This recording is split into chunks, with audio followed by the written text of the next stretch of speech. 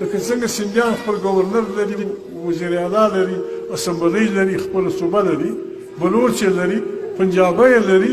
موږ هم د چا پر کور ټکان نه دي کړي. موږ هم تر هر چا ډېر لوی وطن لرو. تر بلوچ تر وطن ډېر دی د پښتانه وطن، د سندي تر وطن ډېر دی، د پنجابي تر وطن ډېر دی، او د دنیا جهان په نعمتونو ډک وطن دی.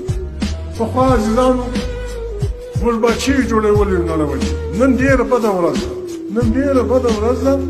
پښتون قام، بهادر قام چې ګرد عمر یې د وطن دفاع کړې ده، په زرګونو کلو یې د هر زورور هډوکي مات کړي دي، ځان یې خوش کړی دی.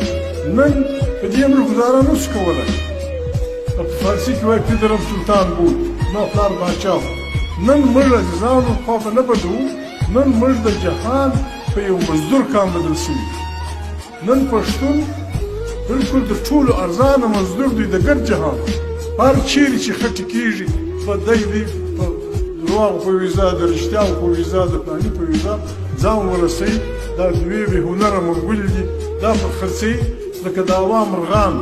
مسافر درې کاله ورک، بیا په منډه راځي، 2 میاشتې د کوره سره تېرې کړي، د مور سره تېرې کړي، بچیانو په خوله کې څه دانې اچولي، بیا الوتلي.